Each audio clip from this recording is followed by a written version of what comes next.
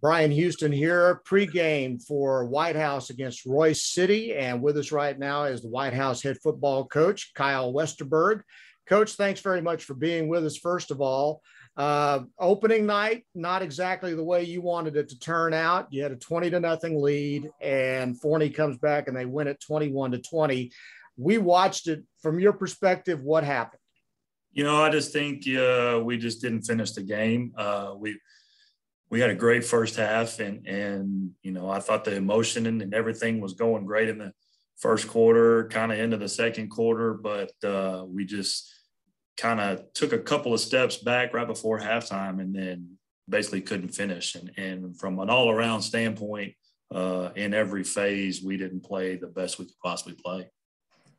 The first half, I thought you guys played really well. It seemed like everything was going your way. You played well offensively. You took the ball. First thing you did something I never see anymore, and that's take the opening kickoff and actually take it down and score.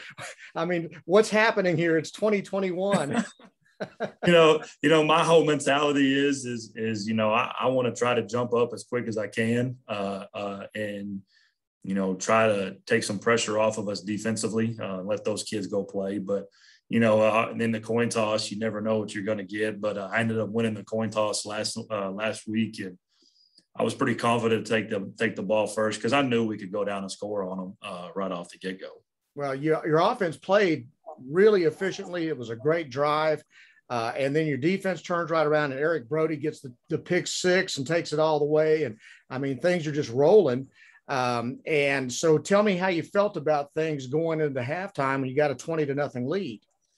When we had the 20-0 lead, I knew we were still it was still a ball game because, we had some opportunities to punch it in right at the end of the half, at least to go down and score, but we put ourselves in a bad situation. I would have felt a lot better if we would have gone in and scored one more, but I went in there and told the kids not to relax, and they had to keep pressing on the gas and keep going forward.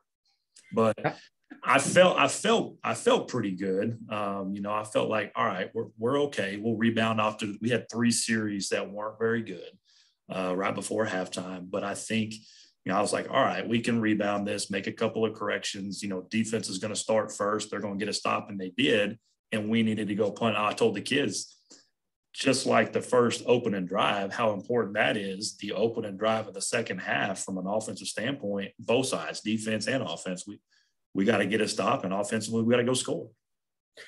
What was the difference in the second half? Not talking about turnovers, but just in the third quarter when your offense just couldn't get anything going. What kind of adjustments? Was it Forney defense making adjustments, or what was happening out there?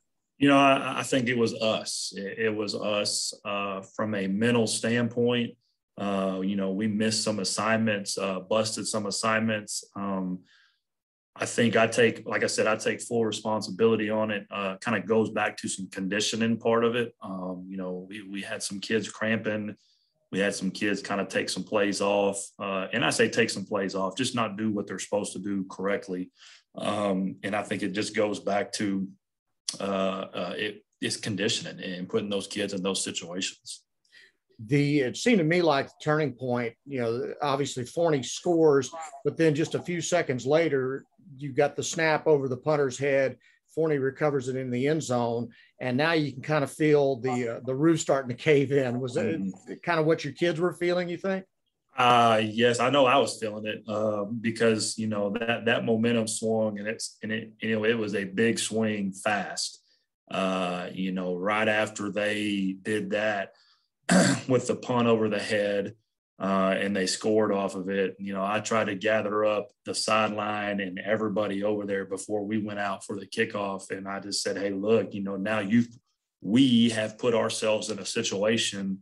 Where it's a dogfight and your back's against the wall and you're kind of getting punched in the mouth right here. How are you going to respond? And, they came out and responded, but again, it was like that conditioning point where we drove it down. I think it was right after that, drove it down and got it down to the 3 and couldn't punch it in. So, and then you had the issues with the interceptions, and Joey had 4 interceptions on the night after playing a pretty clean first half and really looking pretty good. What happened? I just think he put too much pressure on himself. We're always trying to find guys that'll step up in some crucial situations to, step up and make a play. And I think he was trying to do that, but then again, it came back to kind of hurt him because he was pressing too hard to be the guy to make the play. It messed with his mental aspect of what he needed to trust and trust his progression and reads and things like that, because he felt like he put it on his shoulders that he needed to be the guy that was going to, get us started back up, kind of like we did in the first quarter. So Forney comes back and they win the ball game in the last 30 seconds of the game. And what do you tell your team after the game? What do you tell your team on Saturday when you're looking at film and breaking everything down and just try to get them back up? The very first thing I told them is this game doesn't define our season.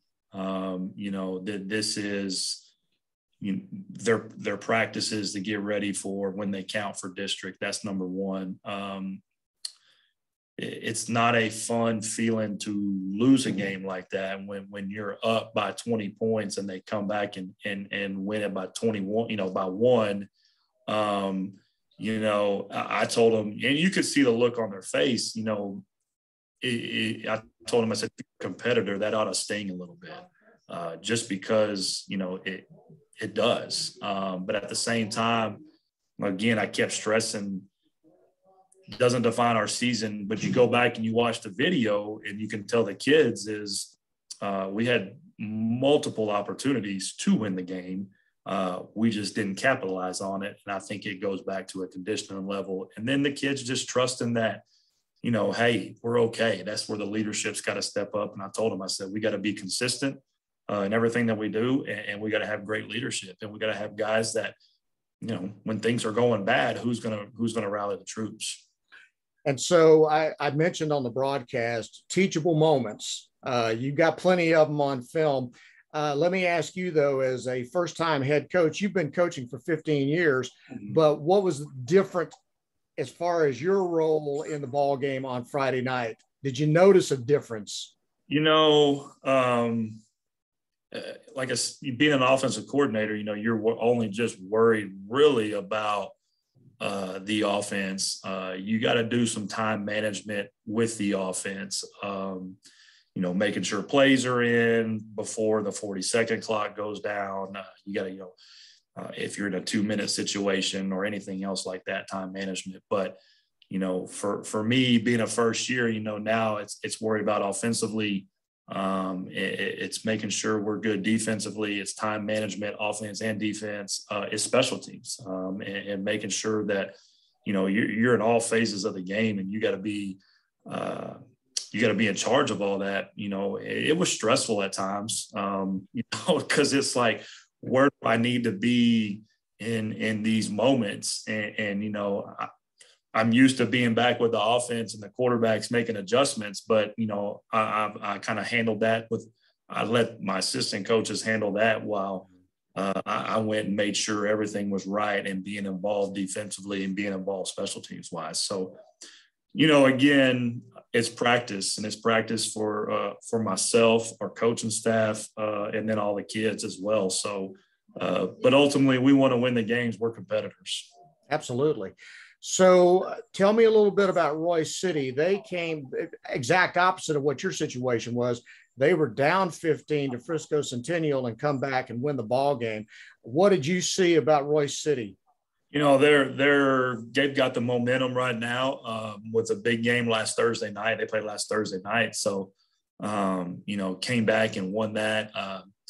From an offensive standpoint, they're a run heavy team, very physical, got a good running quarterback, and got some running backs that can play, and the linemen do a good job. And they get you to load the box, and then they're going to take their shots with some two good receivers on the outside. So they do a good job offensively. Defensively, Um, they do a good job of making sure they keep everything in front of them and rally to the football, and try to give you a couple of different looks to kind of try to confuse you. So, we're going to have to rebound back and we're going to have to take care of us, being able to run the football a little bit better and take some pressure off of Joey offensively. And then defensively, we just got to stay consistent and keep things in front of us. Don't give up the deep, make them throw short. And then we got to be able to stop the run.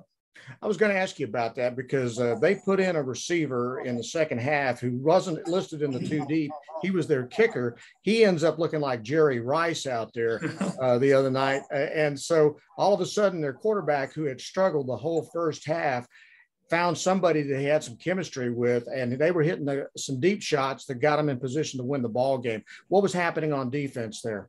I just think that, they missed some things early from an offensive standpoint with some drop balls, missed some guys deep. We made some adjustments and made sure to try to keep things in front of us. But I think, in the second half, obviously, I've known Jeff Fleener for a long time and his staff and those guys. And so, they're just not, they're smart coaches too, and they're going to make their adjustments and try to get their kids put in the best situations. And I think we got worried about, the deep shots on stuff, and they were able to throw some underneath stuff, and their percentage on the underneath stuff was pretty good. But, I think the big turning point in the game was they made the deep throw on their sideline, and we're actually in good position for the football. The kid, I think, just wants it more and dives and lays out and makes a great catch. And that's one thing I stress to our kids is all it takes is one. It takes one play. It takes one guy. And then you could see the momentum start to turn after that. And so you got to look defensively. We were on the field, especially in the first half. They were on the field a lot. And that drive – Eric Brody makes the interception on. It was a long drive, and he makes the long interception and runs it back, 80-something yards. But then you got to realize they got to flip over defensively and go do it again. Yeah, because that was a 14-play drive over 5.5 minutes. Yes, I think they were on the – I can't remember how many snaps defensively they played in the first half. It was a big number, but then we didn't do a good job offensively. We went some 3 and outs. We went a couple of, turnovers, and after like 2 plays, and the defense has got to go right back out there. We've got to do a better job of balancing it up offensively to give our defense a break. And when it comes, again, it goes back to the whole conditioning aspect is I think in the second half, we got tired, and conditioning was a big part of it. Now, I noticed on Twitter, your word for the week was finish. So tell me a little bit about that and what that looked like this week in practice. When you're up 20-0, you've got to put the ball game away. You got to finish it. Obviously, we weren't the only ones in the state of Texas that had lost a game like that. I think I scrolled through and saw a lot of that, and I bet you a few people are kind of having the same mentality of finishing. But just stressing to the kids and trying to put them in that situation again this week. Ball on the 3-yard line in practice yesterday, recapping what we did last Friday night. We had the ball offensively on the 3-yard line, and we couldn't put it in. And so yesterday we kind of recreated that situation with our, one offense, one defense, because the defense was essentially going to be in that situation after the long ball right in their 2-minute drill. Obviously they got they had a penalty and backed them up a little bit, but just trying to put those kids in that situation. We're conditioning, and we're going to do some things where they're tired and they've got to be able to finish a game, finish practice. So we're just trying to recreate those so we don't get caught in that situation again. Well, Coach, again, keeping it in perspective, this, but the fans need to be reminded it's game one, it's non-district. Everything is getting ready for week 4 and, the first district ball game. So yeah, I'm sure you guys have already stressed that to your team. Yes. I mean, this is a practice. Obviously, you want to try to win every ball game, but I told the kids Friday night after the game, this does not define our season. Our goal obviously is to try to win a district championship. This is a step towards it. It's a learning lesson. It's everything about it, and we got to coach better as a coaching staff and put our kids in better situations. And then we got to be as players.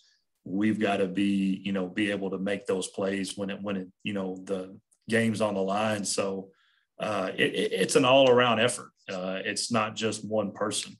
And obviously it starts at the top, and we got to make sure we finish the game.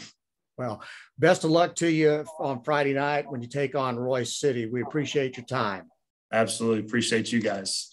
Kyle Westerberg, the head football coach of Whitehouse High School. We're getting ready for the kickoff. Whitehouse and Royse City coming right up.